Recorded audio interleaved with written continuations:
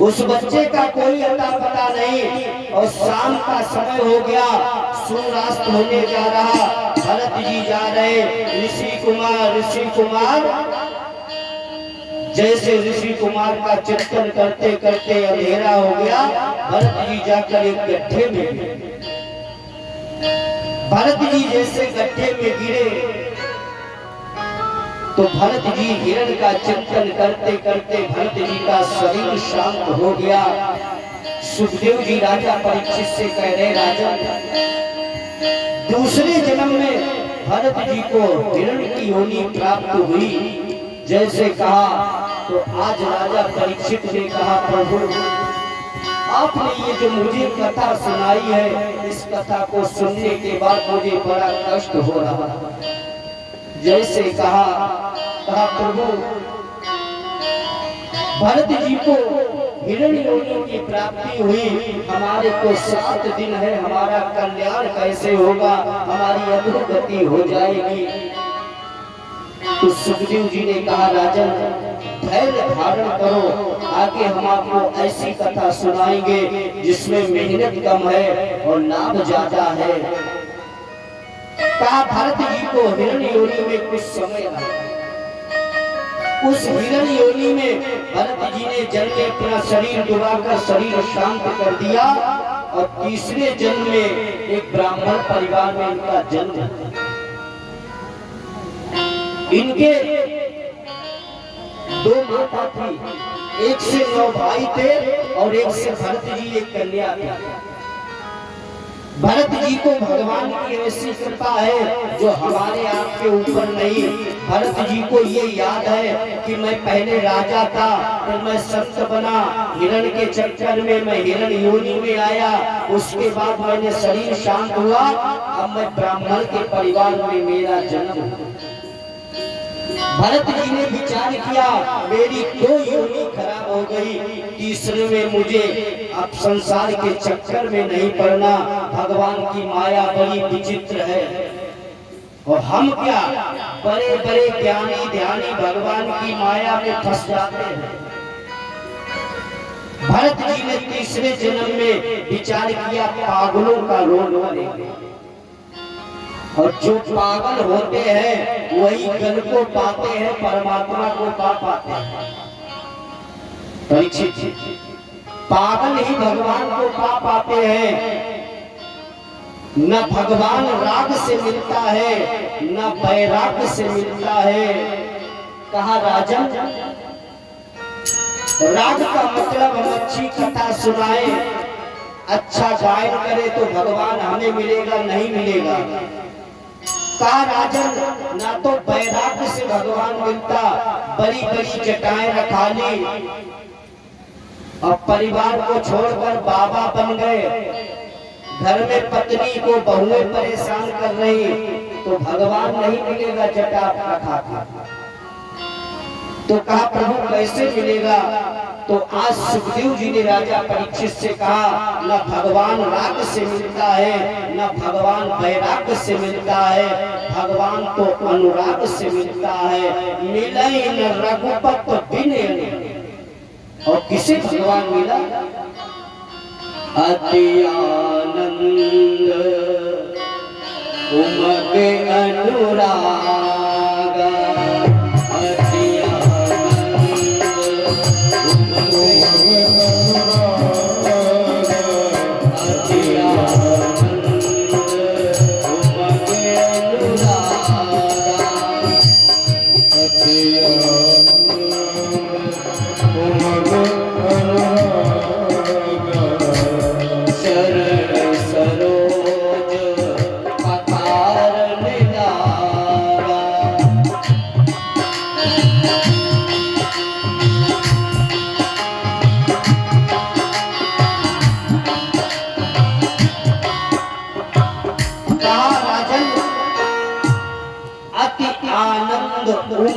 अनुराग से भगवान की प्राप्ति होती। जब केवट के अंदर अनुराग जागृत हुआ तो भगवान ने दोनों हाथ केवट के ऊपर रख दिए। तो भरत जी ने आज पागल का रोल किया और जब पागल का रोल करेंगे तो मैं संसार में पढ़ूंगा नहीं, मैं परमात्मा को प्राप्त करूंगा। भरत जी की माता का शरीर शांत होने का समय आया, 9 पुत्रों को बुलाया, बेटा ये भरत तो पागल है, इसको जो है सभी लोग परेशान करेंगे, बेटा मेरा शरीर शांत हो गया, इसका ख्याल रखना। तो अंत समय माता की सभी बेटों ने बात मानी, सौतेली माता जो, तो 9 बेटों ने कहा माता आप चिंता मत करो, मैं भरत का पूरा ख्याल रखूंगा। कुछ समय व्यतीत हुआ, माता का शरीर शांत हो गया और भाई लोगों ने माता की बात का पालन किया। पर भाइयों में तो बन जाए, पत्नियों ने अपने पतियों के कान चुनना प्रारंभ कर दिया। भाइयों में तो एक बार बन जाए, पर पत्नियों ने अपने अपने पतियों के कान चुनना प्रारंभ कर दिया। रोज शाम को अपने पति को कहती थी ये भरत भैया सारा दिन यहाँ बैठते हैं, कुछ करते नहीं, खूब खाते हैं, इनको कुछ ना कुछ काम में लगाओ।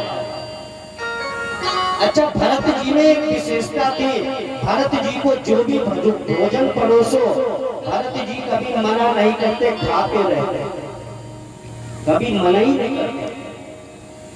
और ऐसे में कोई अगर आचार्य परीक्षित जी आपके यहाँ आ जाए और खाने से मना ना करे तो परीक्षित माता मन में विचार करेंगी, हे भोले बाबा, समायन मंदिर जाकर भोले बाबा से प्रार्थना करेंगे कितने दिन 7 दिन पूरे हो पंडित जी यहाँ से। ये तो हास्य विषय। उसी प्रकार भौजाइयों ने विचार किया और पतियों से कहा बाजरे की फसल है, ये सारा दिन यहाँ पड़े रहते, वहाँ भेजो, वहाँ रखा जाता है। ऐसा क्यों कहा? भौजाइयों का विचार था जितना हम टिफिन में खाना रखेंगे उतना ही खाएंगे। तो भरत जी का आज मचान बनाया गया। भरत जी जो है आज बाजरे की रखवाली कर रहे, और भरत जी कहे क्या रहे, चिड़िया बैठी वृक्ष पर और भरत जी क्या कह रहे, सभी से कहा खूब भोजन करो, अब चिंता मत करो। और भरत जी क्या कह रहे, बोलिए गोविंद भगवान की जय, सिया राम बोलो सहारा मिलेगा, सिया राम बोलो सहारा मिलेगा, ये मानो जन्म ना दोबारा मिलेगा।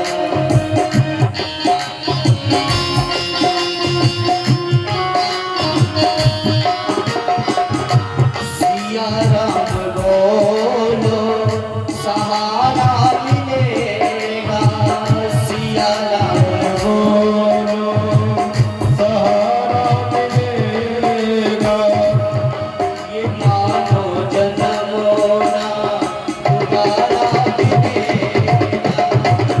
ये मानो जन्म ना दोबारा मिलेगा, सिया राम बोलो सहारा मिलेगा। बोलिए गोविंद भगवान की जय। भरत जी ने जो है उस बार जो है चिड़ियों को कहने खूब खाओ, इनके भैया लोग आए, उन्होंने कहा पागल हो गए, हमने यहाँ रखवाली के लिए रखा, तुमने चिड़ियों को आदेश दे दिया, सारी फसल समाप्त हो गई। परीक्षित जी आपको बताएं, ऐसा समय आया प्रत्येक वर्ष से उस खेत में ज्यादा अनाज हुआ। आपके यहाँ जो भी आएगा खाएगा, उसका 10वां अंश आपके खाते में पहुंच जाएगा। इस प्रकार भरत जी ने माँ भद्रकाली के पावन प्रांगण में पहुंचे। बलि के रूप में भरत जी को प्रस्तुत किया गया। भरत जी ने मैया भद्रकाली की प्रार्थना की, माँ भद्रकाली प्रकट हुई और भरत जी को दर्शन दिया। बोली गोविंद भगवान की जय हो। आगे भरत जी ने राजा रघुकुल को ज्ञानोपदेश दिया। राजा रघुवर पालकी से जा रहे थे, जाकर ज्ञान उपदेश दिया।